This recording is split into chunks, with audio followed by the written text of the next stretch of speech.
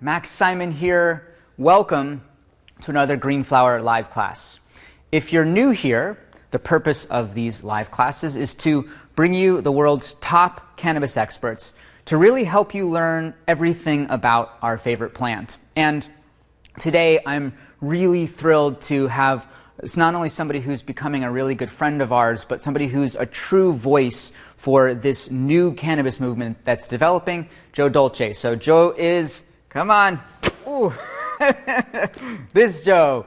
Joe is the author of Brave New Weed, which is really had critical acclaim on the book circuit, kind of documenting this new paradigm of cannabis and what's happening in this new world. And as I was telling Joe before he got here today, I think Joe is a perfect voice for cannabis users who are returning to cannabis after some break. He has a really mature, entertaining, interesting, scientific kind of analogy of what's happening in the cannabis space. And in particular, today, what Joe will be talking about is how cannabis can be a real antidote to aging, how it can help make you younger, more healthy, more vibrant as you age. And so it's a really fascinating and important topic, especially for the baby boomer generation and people that are in this aging process, to find how do they live the healthiest, cleanest, most alive years of their life. So I'm sure this will be a fantastic presentation, and remember, after this we'll go move into the other part of the studio for a deep dive Q&A, so save your questions till then.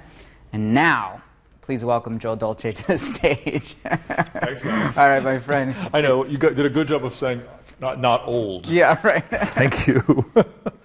And I titled this presentation A Secret to Youth because I don't believe there is the secret to youth. But I think if you use cannabis mindfully, there are ways that you can feel better and feel more. And I think both of those things are key to retaining a youthful spirit in life in general. So, you know, when I first started using cannabis was in the 1970s, and we thought it was a party drug. And I think our generation got it really wrong. I think it can be used for certain kinds of social enhancement, but I think having done this book and traveled halfway around the world to understand the science and the chemistry behind the plant, I think it can be used in lots of different other ways. And that's what I want to talk about with you folks here today. You know, in the beginning of time, ever since recorded time, it's always been a medicinal herb. The ancient Chinese used it as one of the key elements of their healing arsenals. The Ayurvedic doctors in India used it 2,000 years ago. They actually called it the most important herb. The Egyptians used it. The Romans used it. The Greeks made a wine of it. I can't imagine how it tasted, but they used it for different inflammatory and different sort of illnesses all through time.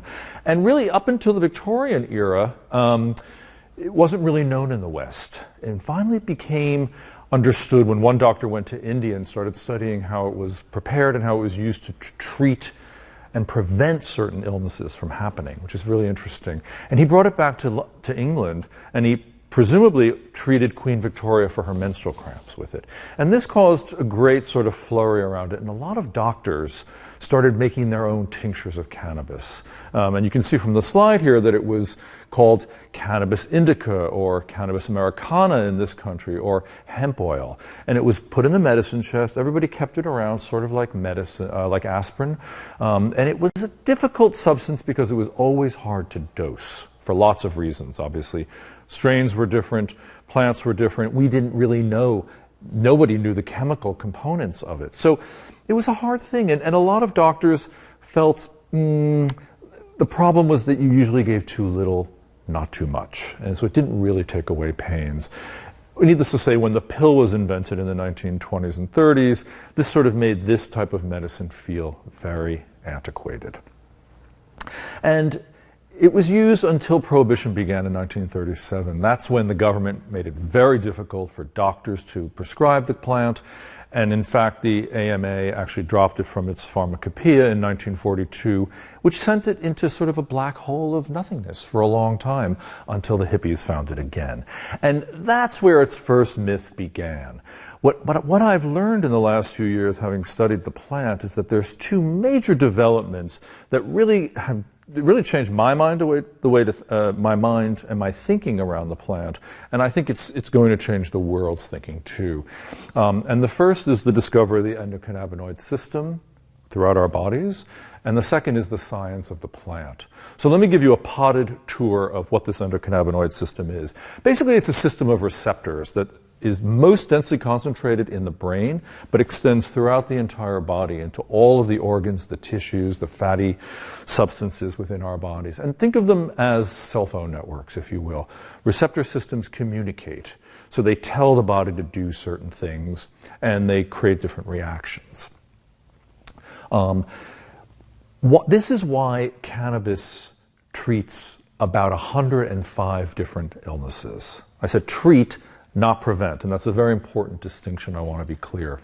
But because there are receptors everywhere, it can be used for the widest range of illnesses, from spastic diseases to depression to migraines to pain relief to rheumatoid arthritis to Tourette's syndrome. It extends, the list is this long of how many illnesses it can treat. But of those, there are three that I want to talk about that are specific to age-related. One is pain, one is inflammation, and one is insomnia.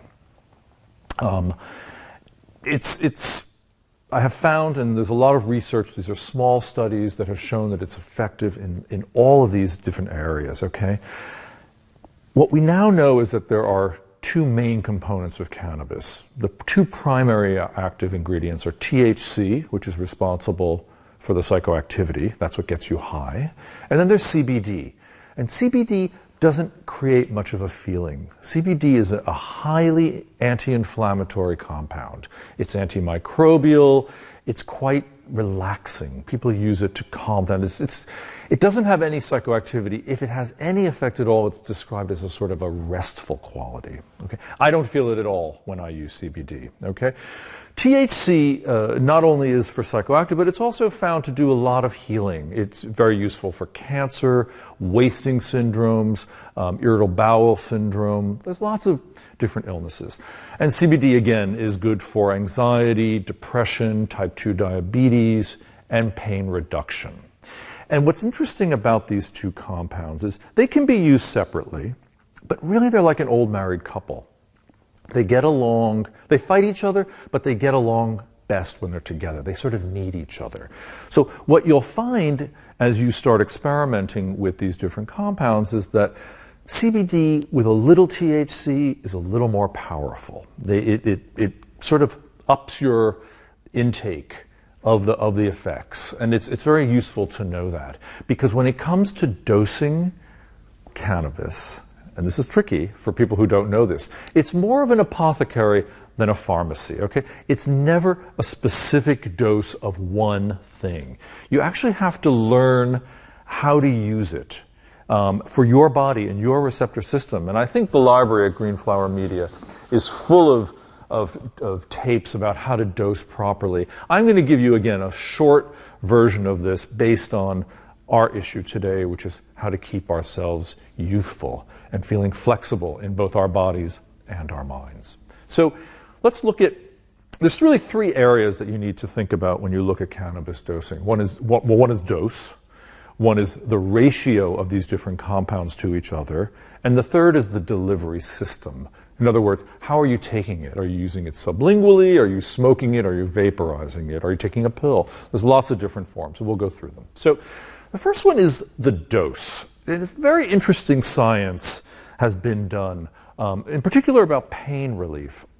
It's not that you just take as much as you want to in. They've actually learned that if you take too little, say CBD, you're not going to have any effect on your pain. If you take too much, you're going to make your pain worse. So the thing you need to do is find your optimum dose, which is somewhere in the middle. And most clever cannabis physicians will start you with one compound at a low dose. And they'll say, continue to increase that compound until you get relief. So let's say it's CBD. You'll start at whatever, 20, 40 milligrams a time. You'll up it until you find some relief. Now, if you don't find that relief, Then they might add in some THC. And you can add in the THC in different ratios. The least powerful one is a 1 to 23 ratio. It's 1 part THC to 23 parts CBD. So there's no psychoactivity to it. You can move that up to 1 to 5, 1 to 3, 1 to 2, and have until you find what it is that really ameliorates your pain, okay? I've used this for a slight arthritic condition in my toe, which is painful when you walk, and I have found that really that 1 to 23 ratio is great. There's no psychoactivity, and I don't feel the pain in the same way. It's a very interesting relief. It's not like taking an opioid where you're numb. It doesn't distract you from your pain. It just makes it less important. That's the best I can do to describe it. Other friends of mine are trying different variations for different illnesses, different arthritic conditions, different levels of chronic pain, neuropathic pain. You know, cannabis even works for something called phantom limb pain, which a lot of soldiers have if they lose a limb. Apparently, even if you lose, say, your hand, you'll still feel pain in those fingers that no longer exist. That's a crazy thing, and we don't really understand it, but we do know that cannabis actually treats that better than any. There is no other medicine for it. Isn't that amazing? So I want to talk about now delivery systems, because the delivery system really changes the way the effects are felt. Let me pull out my little pharmacy here. So these are CBD Extreme, that's called. I found these in California somewhere. And they're sublingual, basically. And they're like a little jelly. You take it, you put it under your tongue, and it takes about a half hour to kick in. And it will last longer than vaporizing. This is called a PAX vaporizer, and this is for flowers. People use vaporizing for immediate relief, because when the vapor goes into your lungs, it's the fastest way to get the effects. You know this if you've used cannabis in your life. Hits in about a minute. The thing is, the effects don't last as long. So sometimes people use these sublinguals with a vaporizer to keep their pain relief constant and steady. Here's another one. This is a sublingual tincture. It's called Care by Design. And you spray a few under your tongue in the morning and perhaps in the evening. And again, this is a fairly quick way of getting relief, and it will last a little longer than vaporizing and a little less than taking that sublingual edible. This is a topical, which is made by a California company. This is great. You just apply it to your skin. It's cannabis derived. It's very powerful. And it really can take away joint pain, muscle pain. It even works on pimples. One of the strange things about CBD is it's antimicrobial. So it takes away spasms of your muscles, it takes away cramps, and it also takes away pimples. It's confusing. It doesn't fit any paradigm of modern medicine that we know, but it is effective, okay? So again, the quickest way in is through the lungs. That gets it into the bloodstream the most rapidly. The second is through a tincture or an oral. The third is eating it in pill form. They even have now a transdermal patch that you would stick onto your arm. It's a slow release, it's steady, it's not that efficient apparently, but it's steady, so it keeps it coming, just like a nicotine patch, okay? The way most doctors will play with these substances is to say, here's your dose, here are your delivery methods. Play with them. See what works for you. And that's the thing about cannabis, is it's like a personalized medicine. Everybody has a different level and a different receptivity to these different compounds. For insomnia, there's a lot of, let me step back for a second. There's a lot of different compounds within the cannabis plant. There's about 80 known active compounds. They're called cannabinoids. Both THC and CBD are cannabinoids. There happens to be a cannabinoid called CBN. Now, CBN is a metabolite that happens when cannabis starts to age. So if you have any dried out cannabis sitting in the garage or somewhere that's just been forgotten about. That's going to be rich in CBN, okay? It's not going to be effective for a great high. It's not going to help your inflammation much, but it's fantastic for insomnia. If you have insomnia and you have some dried out weed, I would suggest vaporizing or smoking some before you go to sleep. And I pretty much know that you're going to have a good run of hours of pleasant sleep. And you're not going to wake up too groggy in the morning. It's not like drinking. It's a very different reaction. A biochemist in California told me that, and I've tried it with several friends who are just type A people, and they have a very hard time shutting their brains off. And they've all come back to me and said, this is unbelievable. It really works. Why didn't I know this my whole life? So I want to share that with you as well. The other aspect of using cannabis for aging is about our emotional and maybe spiritual lability, our flexibility, okay? We all know that as we get older, we get more ingrained in our habitual ways of thinking. And it makes sense, it's adaptive. We don't want to spend a lot of time having to process things anew. I mean, the Buddhists call it beginner's mind. And it's great to have beginner's mind, except it can take up a lot of time and it can take up a lot of energy. So when we work on rote and we work on habit, it's a more efficient and a more effective way of being.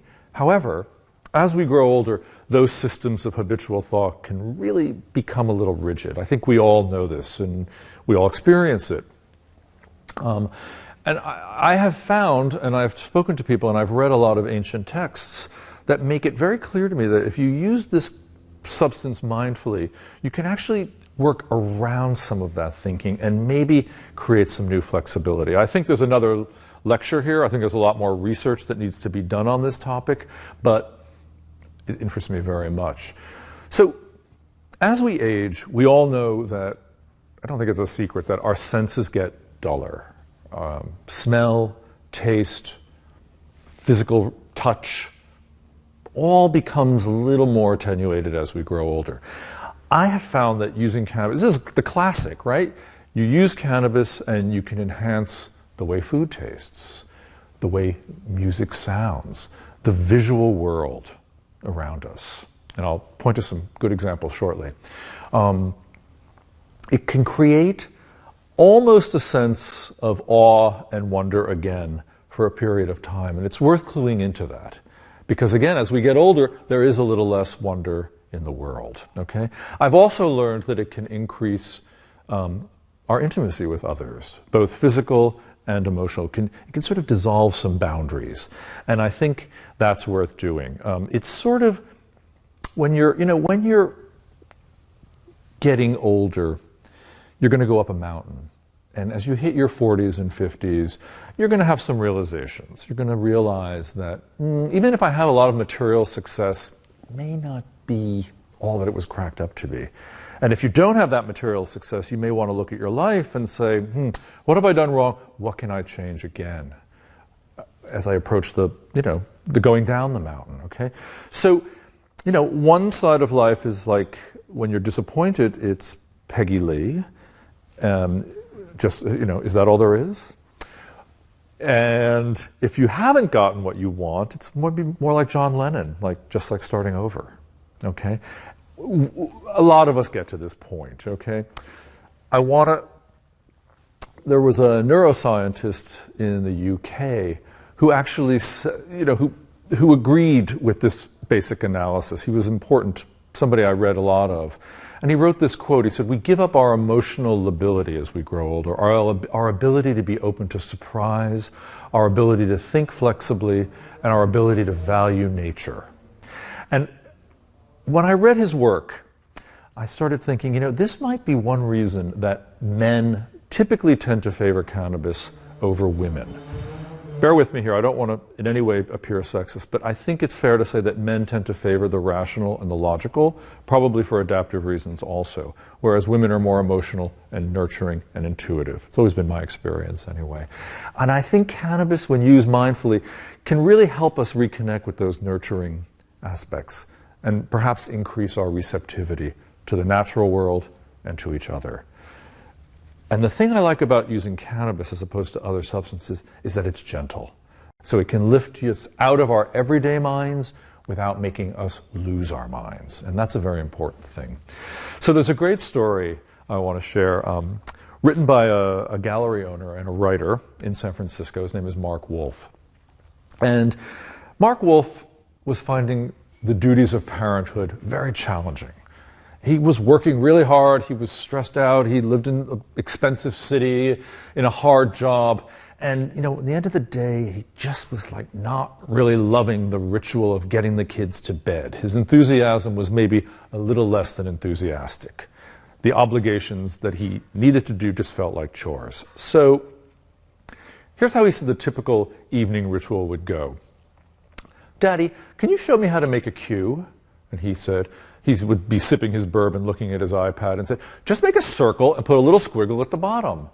And his daughter would say, no, show me. And he would say, sweetie, not now. I'm a little tired. When he started using he was using cannabis for pain relief. And he decided that maybe this would have a better effect on his ability to be a father. So here was how he described the enhanced experience of childcare. Daddy, can you show me how to make a cue? And now that he's a little enhanced, he gets down on the floor and he says, hi, I'll hold your hand while you hold the pen and we'll do it together. There, we made a cue. Isn't it fantastic? Hey, Daddy, thanks. That's great. And then he says, well, don't you just love the shape of this pen? And I think that perfectly explains the way the mind can be used to expand a little more laterally and not so linearly. And as he said, look, I would have loved to have done yoga or mindful meditation, but I have a busy job. I live in an expensive city. I have multiple kids and my income is modest. I just don't have time for Tantra. And I thought that was fantastic. And I was thinking about it as I was driving through LA once. And I was driving through LA and I'm looking around the landscape. I live in New York, so LA always looks a little bereft of beautiful things to look at. And when you're driving around LA, there's a lot of stucco buildings and a lot of strip malls, and it's sort of much of a muchness. However, when you rise above it and you're in a plane 30,000 feet above the air, you see this magnificent landscape between the mountains and the sea. And you see the rolling hills and you see just how magical this place really is and why people wanted to settle here. And I think that perspective, that 30,000 feet above, is something that cannabis can really help us with and really supply. Now, this is something, I just have to be clear here. This is not something that happens from smoking joint after joint all day long, okay? It doesn't happen without thinking about it. It took me a long time and a lot of wasted weed to figure out how to choose the right strain, the right dose, and where I wanted to go, how to think about this stuff, okay? It's super important to not lose track of your priorities because I think we all know cannabis can be famously placating, which is both its strength and its weakness. As a matter of fact, Chrissie Hynde from The Pretenders had this great quote. She said, look, smoking while vacuuming makes vacuuming better. But smoking while sitting on the couch, that makes vacuuming harder. And she's right. She's absolutely right. So let's just be clear about what it can do and how to use it. But in terms of perspective, there's one more story I want to share, which came from Carl Sagan. Carl Sagan is one of my heroes. I think of him as a poet of the cosmos. He just made all of that stuff real and visceral and exciting and thrilling. And he loved cannabis. And it was in the late 1960s, he discovered it. And he didn't really talk about it publicly. He wrote about it anonymously. And then it came out that he, of course, did this. But he was talking about an experience he had. He was taking a shower one day, and he had some crazy revelation about a statistical model called Gaussian curves and how it applied to racism. I can't even tell you what it's about. But he started drawing squiggles on the shower wall in the soap. And he then said he came out of the shower, he sat down for 2 hours, and he wrote down this stream of thought. And out of that came 11 essays, upon which he based books and speeches and presentations and classes. So, his conclusion was, I'm going to read this to you, is that there are genuine and valid levels of perception available with cannabis, and probably other drugs, which are, through the defects of our society and our educational system, unavailable to us. And then he listed a few. Self-awareness, to intellectual pursuits, but also to perceptions of real people. A vastly enhanced sensitivity to facial expression, intonation, and choice of words, which sometimes yields a rapport so close it's as if two people are reading each other's minds. And I think that's a beautiful way of expressing what cannabis can do to us and the receptivity it opens. And I also love it because this is a great scientist who was expounding on matters that can't be measured, but that he found immeasurably useful. And lesser minds might dismiss this because they can't be quantified. But I think Sagan is really worth listening to on this. And there's another example I'll quote, which is Allen Ginsberg, the founder of the Beat generation of poetry. So he looked at Paul Klee's work, his paintings, for years, and he could never get it. He just didn't see it. He didn't understand it. This is an example of it here if you look at the slide. And he one day decided, okay, I'm going to use some cannabis. I'm going to go to the Museum of Modern Art. And he went and he looked at this painting, and it changed his experience. He actually was able to see the different levels of depth and the different shading, and he was able to understand what Paul Klee intended. Again, it gave him a change of perspective, completely out of his... I mean, he had looked at this painting for years and couldn't see that. Cannabis was somehow able to loosen him up and allow him to see that. A final thing I want to talk about is intimacy, because this is the holy grail, right? We all want more intimacy in our lives, and as we grow older, again, it's less available, let's say. Even 3,000 years ago, the ancients wrote that it loosens inhibition, intensifies touch. Some even claimed it extends the duration of orgasm. I never got that lucky. That was never the experience I had. But I do think it can amplify feelings of communion. And in an interesting way, it's not Viagra. It's not about a body organ. It's not about a physical enhancement. Well, it's to my experience, it opens the door to beyond physical pleasure, okay? And it opens this sort of spiritual yoking that we can call intimacy. There's even a product now. It's called Sexy Time. It's produced by a company in Colorado, and it's a cannabis-infused oil. And I've tried it, and I've given it to men and women, and we've all tried it, and that's exactly what happens. It's a quick uptake. It's about 15 minutes before it kicks in, and you actually are more connected with your partner. And it's really worth experiencing if you have the opportunity to find it. I think it's produced in Colorado right now. I'm going to conclude with something that another great thinker, Albert Einstein, said. He said, look, in our brains, we have the rational and we have the intuitive. And he said the rational mind is the loyal servant. The intuitive mind is the sacred gift. And in our lives, in our society, we've become a society that honors the servant, but that has forgotten the gift. And I want us to... personally, I want more of the gift in my life. And I have learned in my research, both reading research and talking to experts and through using the plant, that I think cannabis can really help us rediscover that gift. And it can help those of us who are growing older to do so with more dignity and grace. So thank you for listening. I have a feeling we're going to have a fun time on this couch. Oh, really? What do you have in mind, Max? Simmer down. We're going to take a quick break to set up in the other part of the studio, and then we'll dig into some Q&A. If you have questions, type them below, and we'll see you in a sec. Thank you. All right, my friend.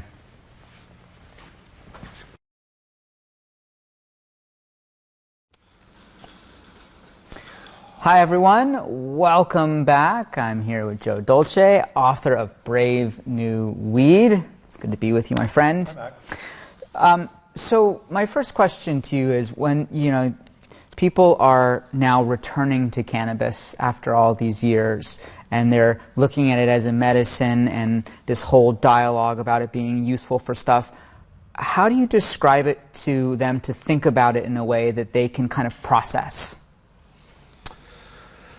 Well, it's hard because it's a very unique medicine, for one thing. It's sui generis, right? It's its own thing. So I have to start by saying it's not like every other medicine. It treats a lot of illnesses.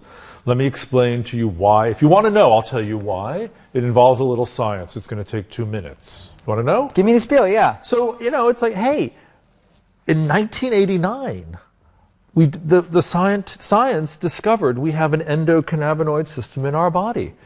And it's impossible to picture what it looks like. It's a receptor system. It's like a cell phone network. You don't know. So I say to them, think about the galaxy. The Milky Way is the density of receptors in your brain, and the rest of the system is all through your body. And it extends all the way into every organ. And that's why cannabis has been said to treat 105 illnesses at last count, because the receptors touch everything, basically. So that's quite interesting. And once you think about that, and then you understand that, wow, our brains produce chemicals that are bioidentical to THC and CBD that exist in this plant, that's pretty amazing. It's sort of like dopamine is bioidentical to opium. Those things don't happen often in life. So there's some very compelling reasons as why this is an effective medicine and why it's unlike everything else. It's true. I guess it makes thinking about this so difficult for a lot of people because it isn't like anything else that's out there. I mean, look, the history of the pill is 100 years old. That's all it is. But we have never known much else.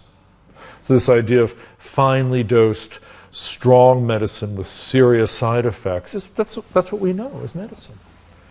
But it's something that's plant-based, that grows in the ground, that has a wide range of treatment. I mean, the only other thing like that is sort of aspirin. Aspirin doesn't grow in the ground, but it was originally derived from birch bark, right? So that's the only similar thing. And it seems so totally different. It's so totally different, but if you think about it, it's sort of the People same. do use aspirin for a lot of stuff. Well, we use it for a lot of stuff, and we have no idea how it works. It's pretty mild. It has some side effects, but not many, really. I mean, you could overdose on aspirin, I suppose, but that's no fun at all. I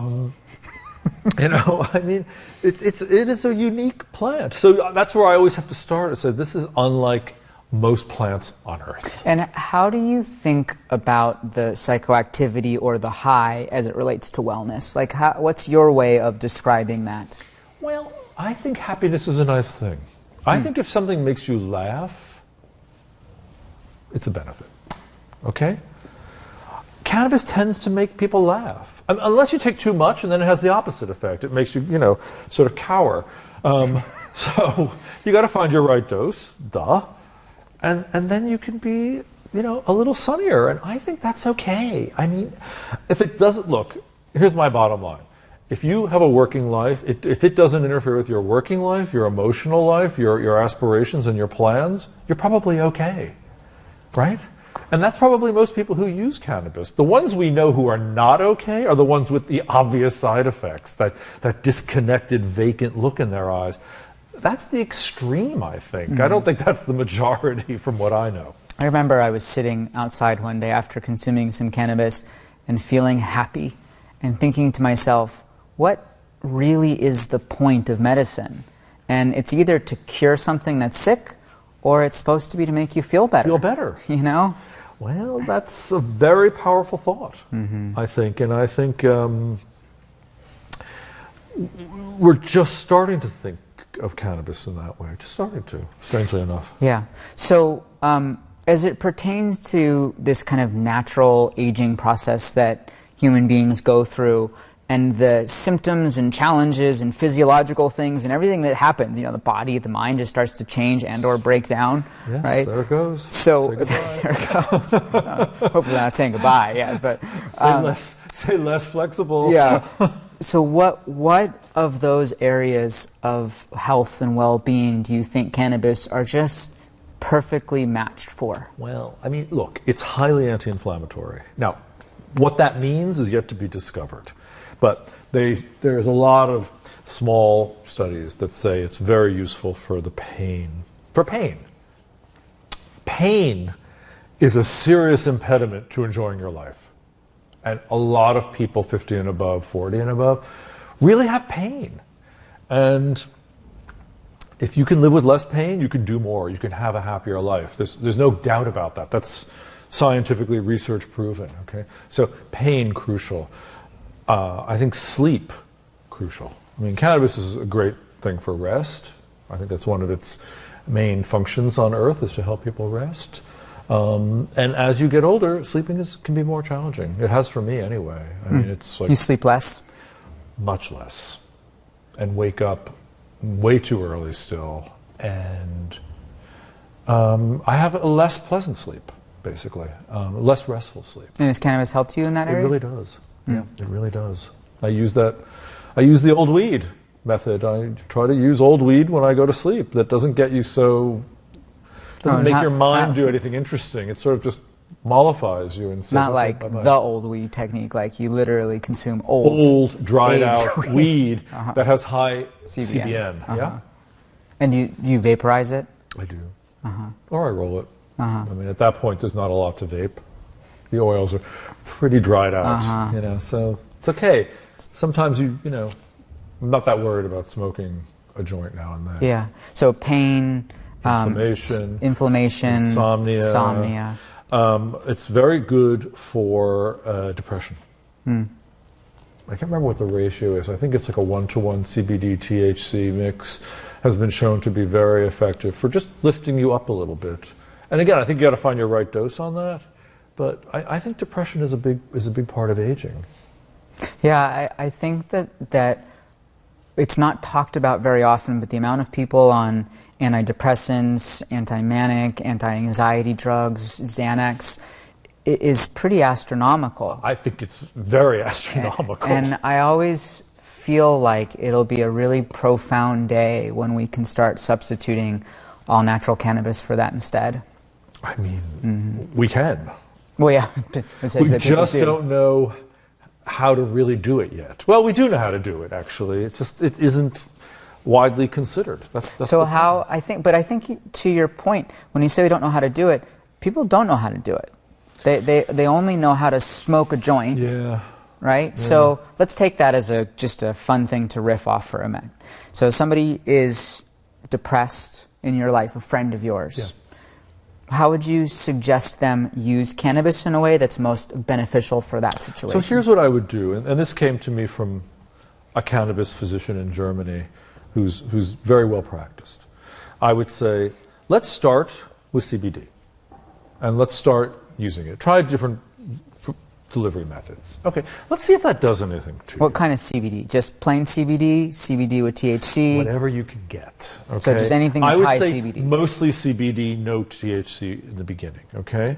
But then I would, if they have a tolerance for THC, I would say, okay, let's mix it in now, okay? And let's start it at a 1-to-20 ratio, 1-to-10 ratio, 1-to-3, 1-to-1, okay? Let's see how much THC you can tolerate. Because if you like THC, you're going to have a better time with depression, I think. THC and CBD go very well together, okay? And then you have to figure out, okay, what's the best way of me taking this to make sense? Is it vaping every couple of hours? Is it taking a pill or a sublingual? Let's figure out, what's the best method to make you feel less burdened, less weary, less depressed? And how do you respond to somebody that says, I'm going to take this multiple times a day? You may have to, because it may not stay in the... Yeah, it's like taking an aspirin. It's going to go out of the body in X number of hours. We know this. The effects dissipate. So, yes, you may have to take it several times a day. It's like a medicine. That's what it is. A medicine. You've got to just find the right dose of the right mix of compounds that treats your condition. Yes. Yeah. I think it's always just so interesting because it's hard for people to see this as a medicine. Especially if they're not in this environment or culture yet, right? I wish I could have made a video of the first time I had lunch with a patient. It was in Israel when I was writing the book, Brave New Weed. He had MS, multiple sclerosis, and we were having lunch. We had sat for lunch, but he couldn't move his hand in a way that he could hold the fork. He couldn't get the fork, basically. The spasticity was so great. And he puffed on he had a couple of puffs on his joint, which was his prescription, paid for by the Israeli National Health System. Thank you.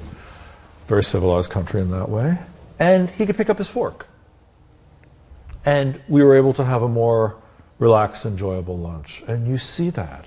And it's incontrovertible. Just changes it's you, just right? incontrovertible. Yeah, it's like, and that's the dramatic effect, right?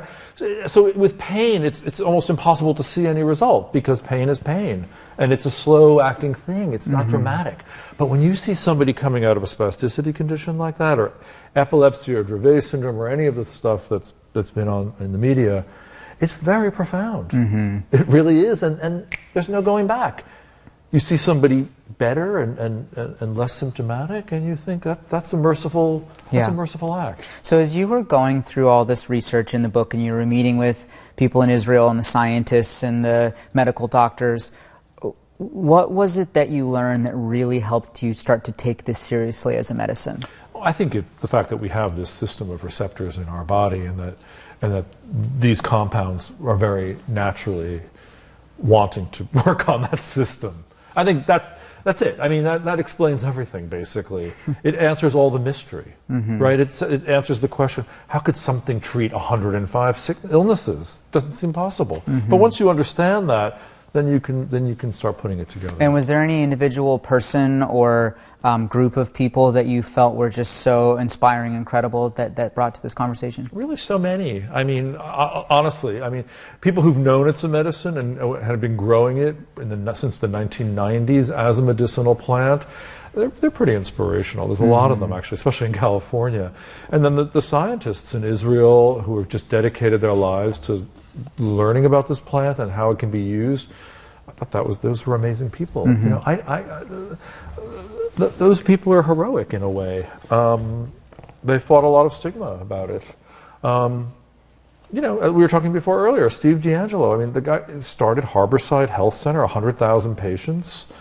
You know, he started the private equity funding arm of the cannabis industry. That's impressive. Against all odds, you know, getting arrested and getting busted and having the federal government come down on him many times. Yeah. He's sort of a fearless, crazy person. The best. But, you know, that's crazy that I like. Yeah, the best. That's good crazy. So you labeled your presentation today The Secret to Youth. A Secret. A Secret to Youth. Yes. Excuse me. A Secret it's to Youth. It's very important.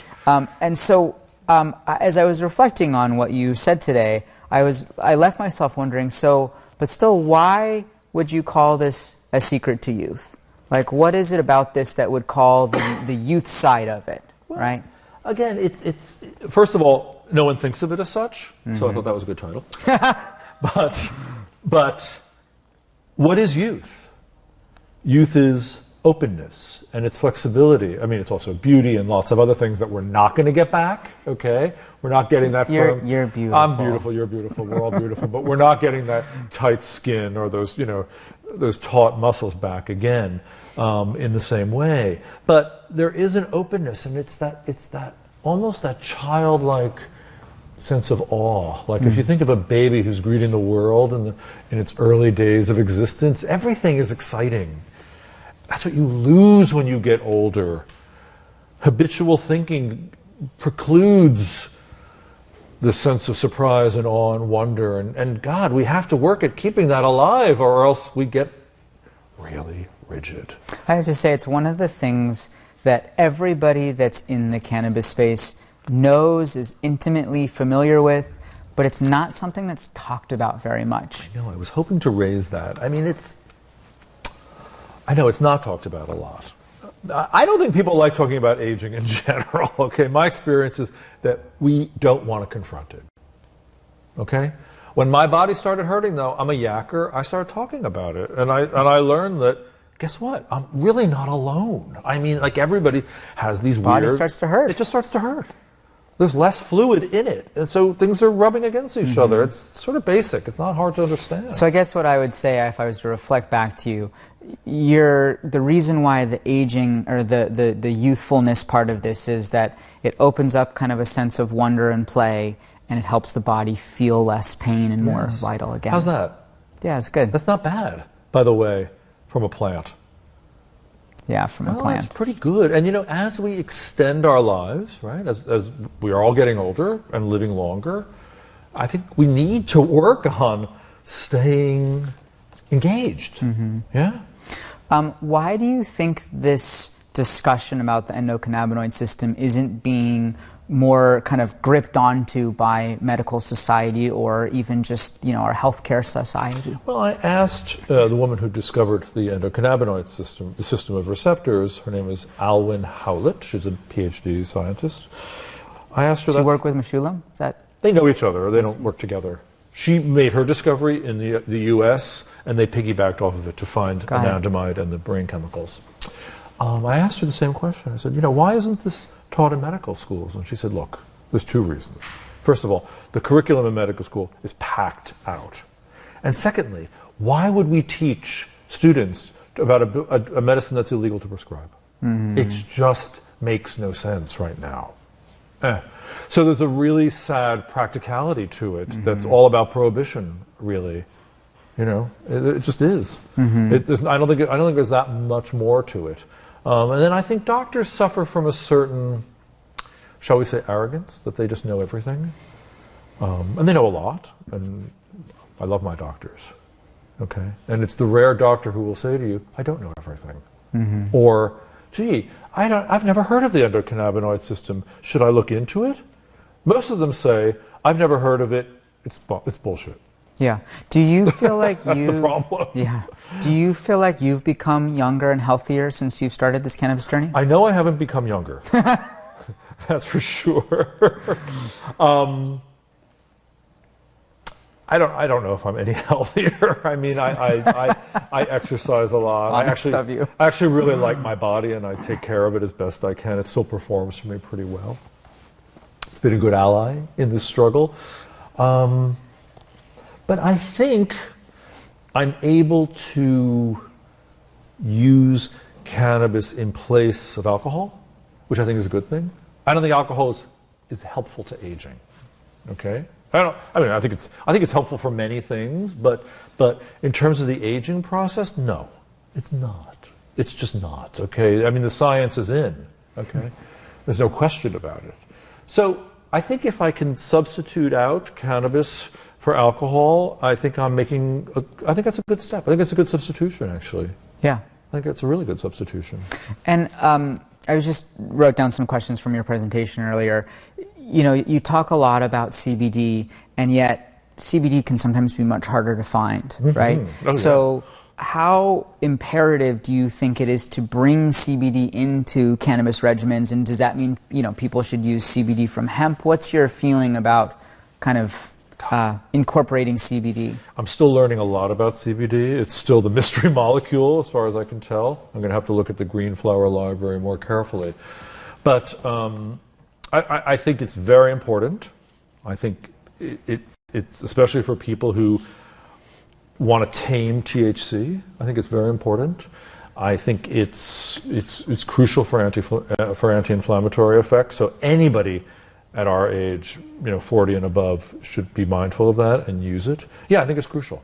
I was going to ask that question too. When you think about a lot of the time when people are not sick and they hear medical cannabis, they go, oh, well, then I clearly don't need that. Yeah.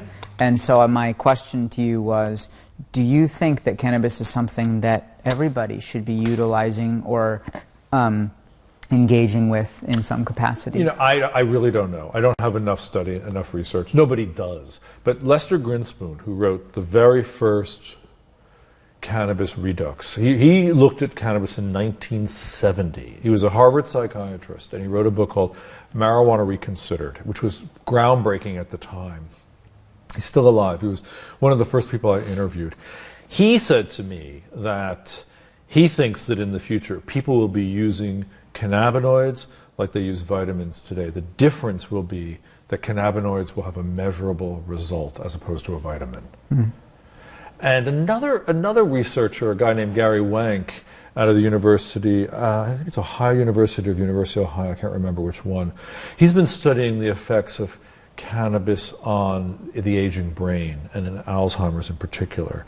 And everybody in his lab, everybody, walks around in a t-shirt that says 1 puff a day, because it's been shown to inhibit and remove the plaque in the brain that results in dementia and Alzheimer's. Mm. Okay? Now, that's an interesting small study. We don't know how true it is, but he thinks that people might be wearing patches of cannabinoids at some point. It's a theory. I don't know. It's an interesting theory, though.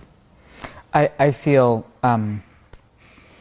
more certain that within a decade or two, cannabinoid therapies will be a pretty predominant approach to particularly some of the things that we know is just a slam dunk. Insomnia, for example, is one. A lot of inflammation, a lot of pain. So I share in that hypotheses. So speaking of these people that you interviewed, I think that there's always something so special about getting to talk to some of these real thought leaders. Amazing. People that really are on the front lines and are doing some fascinating stuff. And so can you think of a few of those people you connected with that shared, studies or things they're working on or data that was really influential to you? So many. Well, Meshulam, the man who discovered THC and CBD in 1964, is, again, still working. He's 87, 86, I can't remember. And he invited me into his lab, and at the end of our conversation, he raised this theory that perhaps the cannabinoids produced by our brains are responsible for the chemistry of our emotional selves. That's a very big thought. He also said to me, well, look, it's going to take another 50 years to prove a theory. What else am I going to do with the rest of my life? So, he's had a good sense of humor about it. But that's pretty profound. I find that there's just amazing people in this business. So there's a guy named Dr. Ethan Russo, medical doctor. He's sort of an ethnobotanist doctor type. He's really read the history of all the ancient texts and sort of distilled them into these pieces that teach you how it's been used through millennia. It's pretty interesting, I have to say. He was such a generous man also. Every time I called, he was willing to talk on the phone, asking my dumb questions over and over again, trying to find out the truth. He was very generous in that way. I think a lot of the people who are in this they have a personal experience. Most people are not in this because they have an intellectual curiosity only. I find a lot of people have some personal experience, and it makes a difference. Yeah, definitely. So this is just two of many. I interviewed hundreds of people. I haven't met Meshulam or talked to Meshulam yet, but everybody that mentions him just says, what a charismatic, generous guy. Charming man. How do you think people should deal with the stigma today? Oh, I don't know. I think, how do I think they should deal with the stigma? It depends on who they are and if they care about the stigma. I like this idea of one-to-one. And I think the process of coming out is a very important process, and that's how things change. So when you said one-to-one, I said, what? No, talking one-to-one. No, I mean talking one-to-one. I think everything in terms of tincture ratios. No tincture. You're obviously in this game, boy. But I think people have to talk to each other, and I think we have to make it our business. I've had no choice. I wrote a book with my name on the cover. I'm out. About weed. Yeah, I'm out. So how did people respond to you? Remarkably well. Most of them very curious. Wanting. They all have. A lot of people have a lot of questions. Okay, and they think, look, I know a little, but that makes me sort of an expert in a field where not that much is known. Right? I know very little, having spent 3 years researching and writing. And isn't it fascinating? You're one of the few people that have written a full journalistic documentary of a book, and it's true. I still know a very tiny amount about this plant in this industry. Please, I look forward to your feedback when you read and see what you think is interesting. It's a big history. And it's a big plant that we have absolutely squelched the research. We've put the lid on this plant in 1942. Banned. Stop talking about it, stop looking at it, stop looking at the... Do you know that it's basically illegal in the United States to fund a research study about the wellness virtues of cannabis? That NIDA, the National Institute of Drug Abuse, can only look at the negative effects. And they have spent gazillions of dollars doing this. And what do they come up with? It grows breasts in men? Are you kidding me? I don't think so. Yeah, it's ridiculous. You know, I mean, what do they come up with? Nothing. Zero, zip, zilch. Stop already. What are some, this is a total side question, but it just triggered that in my head. All questions are good questions. So there's a lot of misconceptions. What was some of the things that you discovered that feel almost a little bit like a cover-up? You know? Well, I mean, really, when I learned that NIDA was only allowed to do this by congressional mandate, how about the fact that we, the U.S., through the National Institutes of Health, support the Israeli research? We fund it. But we can't do it on our soil because of our stupid laws, and yet the Israelis can do it. We fund them doing it. Oh, I didn't know that. Is that madness? Does that sound like science fiction? It sounds like science fiction to me. You know, or the fact that we have a thing that's allowed by law here called asset forfeiture, which is if I catch you growing in a state where it's illegal, I can take everything. Every single thing, and you can't get it back. I've had many friends. Have you? Oh yeah, you it's terrible. Cannot sue to get it back. I mean, that's insane. Yeah, that's less to do with cannabis specifically as much as the the whole drug war. But the drug war. But you know, cannabis terrible. was a big victim of the drug war. So, you know, I think also the fact that there's 80 active compounds in cannabis, and we're just beginning to understand what they all do. I never thought of it as a complex chemical factor. Did you find about also how the government has a patent on cannabinoids? Yes. Julius Axelrod, the man who was given the Nobel Peace Prize for something, I can't remember what, is one of the signatories on the patent. I find that was one of the things where if they're saying it kills your brain, and we have a government patent as a neuroprotectant, cannabinoids, that's pretty atrocious. It makes you scratch your head. I had to read that like 4 or 5 times, and then I had to call 10 people to say, is this really true? Can this really be the case? Yes, it is the case. That's why it took me so long to write this damn book, because so much of the history was head-scratching. This could happen to a plant, that human beings would like devote this much energy, money, time, weaponry to a plant that isn't really going to, that has never killed one human being. Okay? I don't know. It's hard to believe, really. What would you say to the quote that cannabis is a wonder substance? It is. I have nothing more to say. I agree. Okay. All right. Final 3 questions for the day then are, first when we talk about this whole idea of cannabis for as a youthful agent, what's the most important lesson or point that you want people to leave from today's session with? Oh, gee. I think even if you can just think about it like that, that's a big change of mind. As if you can sort of just say, hey, wait a second, maybe I can use this differently, or I can have this intention to use it. Not that intention guarantees an outcome, but it opens a level of curiosity, I think, that everybody should explore. Whether it works for you or not, I can't say. You know, swimming might work for you better, or yoga, or something. But you can try it and see. If I can open your mind to that possibility, I think that will have been a useful thing. That's cool. How do you use cannabis in your own life?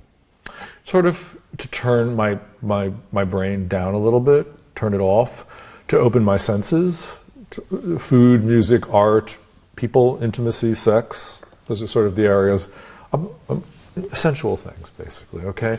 Not linear things, not work things, only physical things that I can do rotely, like swim or... cycle. Yeah, cycle, thank you. Yeah, nothing that requires a lot of complex movement. Nothing complex at all, as a matter of fact. Okay, Sensory. I'm super sensible about it. For me, yeah. I don't do a lot. I mean, I know runners who train on it and martial artists who use it, and it's like that's not me. It's bye physicality on that level. You know, when it's complicated. Yeah. And what do you How do you use it? Well, I'm a microdoser throughout my whole day. Microdoser. Yeah, usually I vaporize raw flower multiple times a day in small doses to just kind of keep my hyperactivity in check. I'm the opposite, though. It helps me focus. You know, I have pretty severe ADHD, and this has just been a miracle plant for me because it's one of the things that actually allows me to focus. And it dilates the blood vessels in the brain that allow more focus, somebody explained this to me. I thought that was really fascinating. Yeah, I mean, I'm a pretty pure example of somebody who it's helped dramatically, and I use it daily, but I use it in a very specific way, and it has a different effect on me than it has on a lot of people. Like you said, you know, like I'll write my best work with cannabis. So I'm so jealous. Yeah. I'm really jealous. Well, don't be that jealous of my issues. I'm not jealous of your issues. Yeah, I'm jealous of the ability to focus, though. Because a lot of people talk about that. One of the things I learned during the book is that coders, the people who write code, really love to use cannabis because they dig right in. They just, it's like it helps them bore right into the problem. Who knew? I've probably come up with more stronger business ideas on cannabis than any other time in my life. Great. Yeah. Anyways, and then my last question for you today is, what do you think this movement needs to continue to develop in a healthy and supportive way? I think it needs people talking. I think it really does. I think people need to tell stories. People need to talk to each other about it. Obviously, we need smart laws. I mean, we need smart laws that are going to allow experimentation and research and people to develop. I think the industry has done a really pretty good job of contending with the law, but I think the industry has to realize that it's been illegal for a long time and suffered under a terrible stain and strain, and that the industry has to work extra hard to be good players and good actors. And some people do and some people don't. So I think they should, I'd like everybody to live up to a high moral standard, but you know what? In the absence of regulation, we need good regulation. We really need good regulation to make everybody produce best, safe, clean product. Yeah. Awesome. Thank you, Max. Really good to be with you here today. Anytime. Joe Dolce, pick up the book, Brave New Weed. And to all of you at home, thanks so much for tuning in. We're always so grateful to share this knowledge and this wisdom and this conversation with you. We want to always remind you that if you want anytime access to this class, as well as every other class we've done, the library is getting really rich and full of classes on cannabis and health, and cannabis and industry, and cannabis and growing, and cannabis and cooking, and cannabis and science, that you should become an insider, because it allows you to unlock every class in our library. Plus, every time we do a new class, we automatically add it so you can watch it anytime. So go ahead and click that button to join us as an insider, and we will see you next time. Have a good night, everybody. That was fun.